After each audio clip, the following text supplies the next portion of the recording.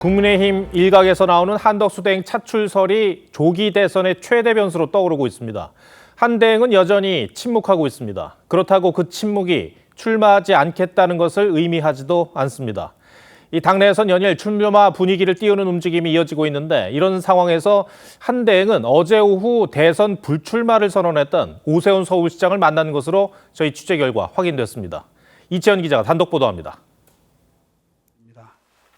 저는 이번 대선에 출마하지 않겠습니다. 오세훈 서울시장이 대선 불출마를 선언한 직후인 어제 오후 한덕수 대통령 권한대행을 만난 걸로 전해졌습니다. 어떤 대화를 주고받았는지는 알려지지 않았지만 오 시장의 불출마 선언과 한 대행의 출마 여부에 관한 대화들도 오갔을 가능성이 있습니다. 오 시장은 불출마 선언을 하기 며칠 전에도 한 대행을 만나는 등 소통해온 걸로 전해졌는데 한 대행은 국민의힘 경선에 참여하지 않는다는 뜻은 분명히 했지만 대선 출마 여부에 대해선 명확한 입장을 밝히지 않은 걸로 알려졌습니다. 한 대행은 트럼프 대통령과의 통화에서도 출마 여부를 묻는 질문에 아직 결정하지 못했다고 답했습니다. 국민의힘에선 한 대행의 출마를 요구하는 목소리가 이어졌습니다. 성일종 의원은 SNS를 통해 시대의 요구를 외면하지 마시길 바란다며 출마를 촉구했습니다. 지난주 한 대행을 직접 만난 걸로 알려진 성 의원은 당초 기자회견까지 열 예정이었지만 지도부 만류로 취소했습니다. 한덕수 차출설에 민주당은 실패한 계엄 총리, 나이든 윤석열이라며 원색적 비판을 쏟아냈습니다. 총리실 관계자는 한 대행은 미국 관세 등 통상 문제를 푸는 데 매진하고 있다며 출마설과 선을 그었습니다. 한 대행은 윤 전 대통령 파면 이후 처음 열리는 내일 국회 대정부 질문엔 불참할 계획입니다. TV조선 이채연입니다. 오세훈 서울시장이 불출마 선언을 전후에 이 한덕수 대통령 권한대행과 여러 차례 소통했다는 사실이 알려지면서 이 정치권 안팎에선 여러 해석이 나오고 있습니다. 특히 한 대행이 출마에 대해 어떤 결단을 내릴 건지에 따라 국민의힘은 물론 제3지대 움직임에까지 영향을 줄 수 있습니다. 정치부 한성원 기자 나와 있습니다.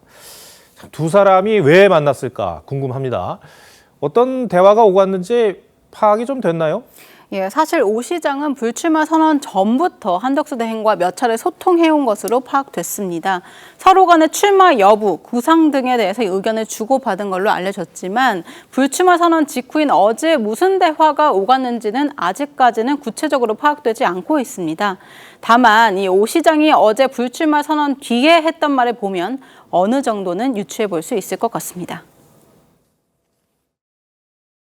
국정을 책임지겠다 하는 입장이 되시려면 본인의 의지, 본인의 결단으로 국민 여러분들께 제가 나라의 미래를 이런 방향으로 책임지겠습니다라고 하는 입장을 스스로 밝히고 쉽게 말해서 대선에 나올 거면 입장을 명확히 해라.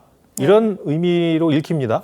예, 그런 걸로 보입니다. 이 오 시장은 한 대행의 성품이나 국정 운영 능력에 대해서는 높이 평가하는 걸로 알려졌지만 국민의힘 의원들이 당 밖에 있는 한 대행을 추대하려는 움직임을 보이는 건 상당한 불만을 갖고 있는 것으로 알려졌습니다.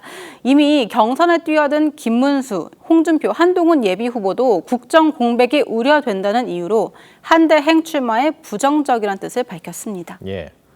가장 중요한 거는 한덕수 대행의 생각이겠죠. 예. 글쎄요, 실제 출마 가능성 어느 정도나 봐야 될까요?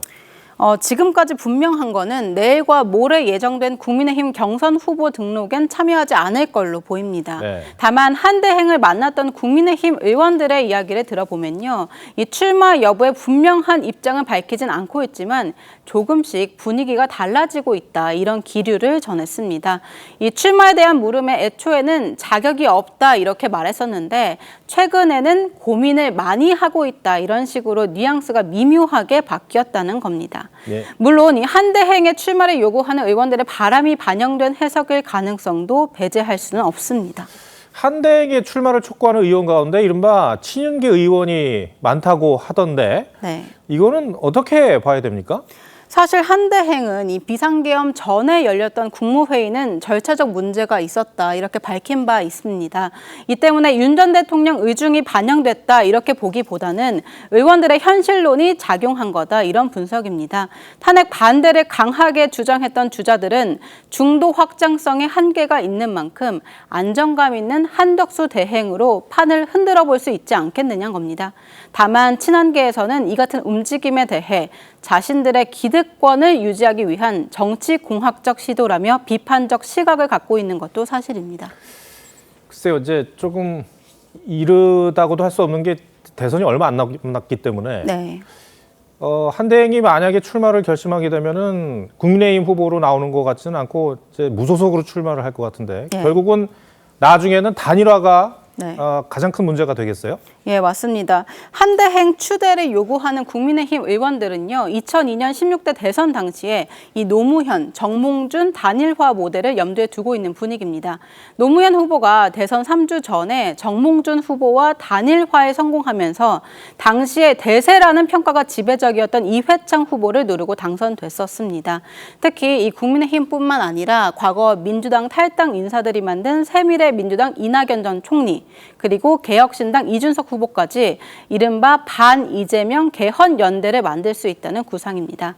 물론 이 한덕수 대행이 출마 결심을 할지 한다면 추후에 유의미한 지지율을 보일 것인지 또 이 경선에서 뽑힌 국민의힘 후보와 개혁신당 이준석 후보가 이 같은 구상에 동의할 것인지 등 실제 성사까지는 변수가 매우 많은 것도 사실입니다. 네. 정치는 가능성의 예술이라는 말도 있잖아요. 어떤 일이 벌어지는지 지켜봐야겠습니다. 네. 알겠습니다. 한성원 기자, 잘 들었습니다.